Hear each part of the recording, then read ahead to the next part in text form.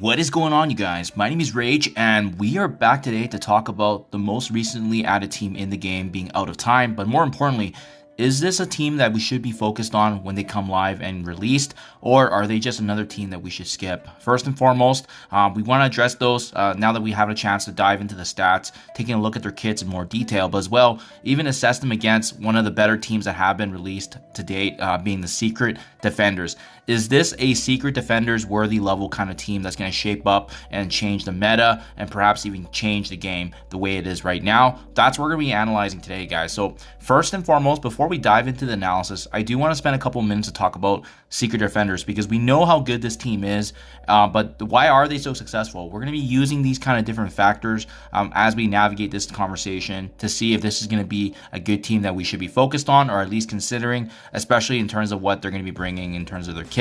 And Black Knight, obviously, being a direct counter to Super Skrull himself, he's going to have some importance, but how good is their team going to be overall when they stack up against a very good team? So first and foremost, Secret Defenders, why were they so successful in the first place? We need to break that down and understand, because in doing so, we're going to be able to at least analyze it and compare it back. So first and foremost, Secret Defenders, when they were released last year, they were statistically just better and more rounded abilities across all their kits, the versatility that they've had, and the amount of value that they can be utilized in all these different game modes, right? Keep in mind, they came out as a arena team first, but then many folks started realizing, hey, like we can actually use this as a top 3, top 5 team in both War and Cosmic Crucible.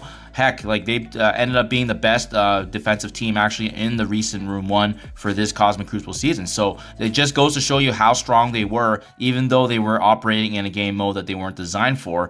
And further than that is the fact that many players had the opportunity to bring up many of these Secret Defenders all the way to Gear Tier 18 because they could be utilized even in the end game PvE stages of Dark Dimension, and potentially even utilizing them for Alliance raids. So having said that, there was no short of areas that you can use them, and that's, you know, it gives us confidence as players to build these characters up and know that this is a good value team that's going to add dividends. And even 1 year later, they're still doing very, very good and still a top 5 team in the game. So overall, what drives that success is their diverse uniques and traits, right? Each of them, you know, it wasn't like a full bio team or a full tech team all using the same traits and same uniques.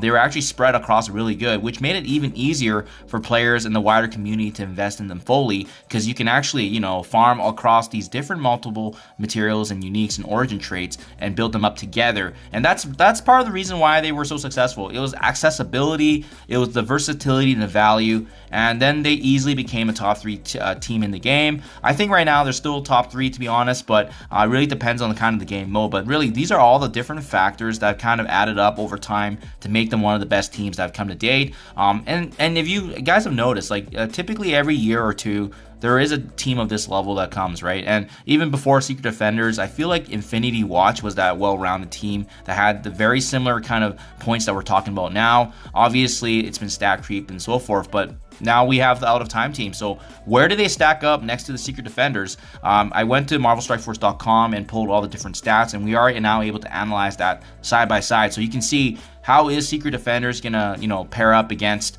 the new Out of Time team here with the reworks and stat upgrades. So in this stat chart that you guys are going to see here, we have classified the legend here from S all the way to A, B, and C based on the color coding, right? And as well, we've taken a chance to take a look at, you know, where does their HP, overall damage, armor, and speed stack up when you compare it to the legend here. So we'll start with Secret Defenders first and kind of talk about why they were so successful. So top down, Black Cat, Robbie Reyes, Photon, Miss Marvel Hardlight. I've purposely actually excluded Doctor Strange just because he's usually the odd member that's not invested in him. So I didn't think that his stats would do us much value because folks don't bring him up. But as you can see, guys, all the way from Black Cat to Miss Marvel, overall damage is A or better, and Black Cat especially having that notable portion of it being S+. Damage across the board, Miss Marvel Hardlight obviously lacking in damage, but the other 3 members, you know, were A or better, and especially Photon and Black Cat being classified as S class, they brought a significant amount of damage overall. And armor, actually Miss Marvel Hardlight has the #1 armor in the game in terms of stats. So that's why she was such an amazing character to invest in, being that tank that can actually withstand the ability of Apocalypse and his Falcon Punch, right? So even though Black Cat doesn't have good armor, she had great survivability because of her kit. Robbie Reyes was still pretty good in terms of being A, and Photon and Miss Marvel Hardlight both have really good armor. So at the end of the day, they were also a very speedy team. Black Cat ranging from 132, and then Miss Marvel Hardlight was slower at 116, but they were very speedy. So it gave them the advantage of obviously having that turn meter before a lot of teams. And as you can see to the right there, made up of Skill, Mystic, Bio, and Mutant. This was just a great diversity of different traits that you can invest in without having to, obviously manage which ones you want to invest in, obviously.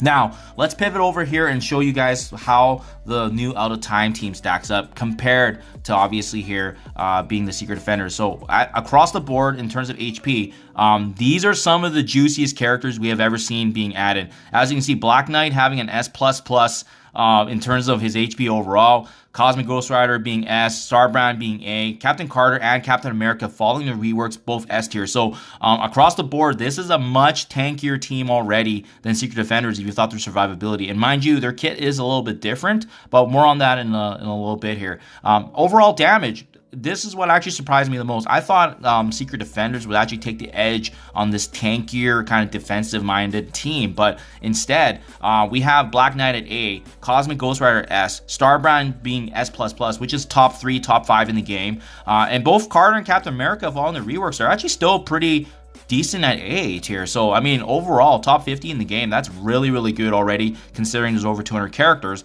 And then finally, what really stood out for me is the armor side. Black Knight being number 2 in armor, right next to Miss Marvel Hardlight. And keep in mind, this does not factor in his additional passive increase when he is on defense. So he would actually take that spot over Miss Marvel Hardlight, but we didn't factor that in. We have Cosmic Ghost Rider being very strong as well in terms of armor. Starbrand actually being the lowest here. And then both Carter and Captain America being additional supporting defense, right? And not as spread out as Secret Defenders, but it's made up of skill, 2 mystic, and 2 bio. So I mean, not as diversified as Secret Defenders, but you can see statistically, they're very well-rounded compared to Secret Defenders and up there against them, right? They take the edge on them in terms of HP, but yeah, actually really well balanced when you compare everything. The only thing I would have to say and comment on is the speed. They are a bit of a slower team, but mind you, that's kind of how their kit works as well. They're meant to take up the damage first in the beginning and then reflect that back, especially given what Black Knight's known for in terms of his charges and his passive damage. So it makes sense that they're kind of slower. You can't have a tanky and fast team. That would definitely be overpowered. So statistically, guys, they are just as good as Secret Defenders and measure up, especially when you take a look at what they bring. And if we did factor in Doctor Strange, actually, Secret Defenders would be lower in stats when compared to these 5. So overall, we're looking very on par with Secret Defenders, or even slightly better, because I can definitely foresee many folks using the full 5 team member, especially if they've already invested in both Carter and Captain America.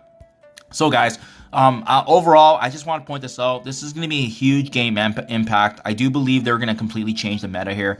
As you saw in the stats, I like to analyze that apples to apples, so you can actually see how it stacks up against a very good team. They have high HP, damage, armor across all 5 members. There's not really a weak counterpart in the team, especially if folks already have invested a lot of value into Carter and Captain America. It's great to see that value getting added back.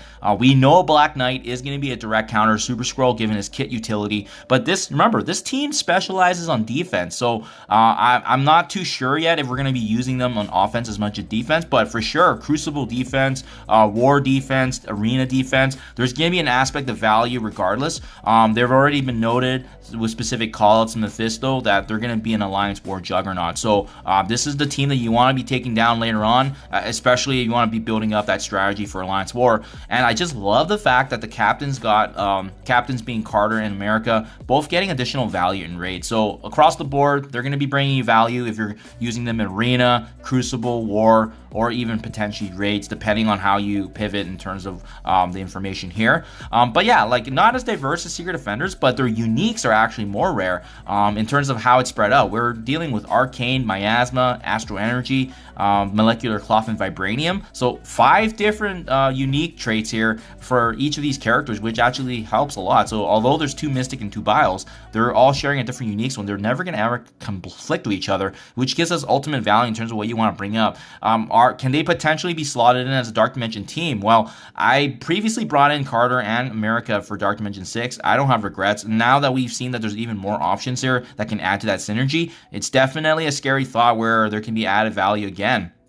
But remember, guys, this is a team that specializes in damage reflection.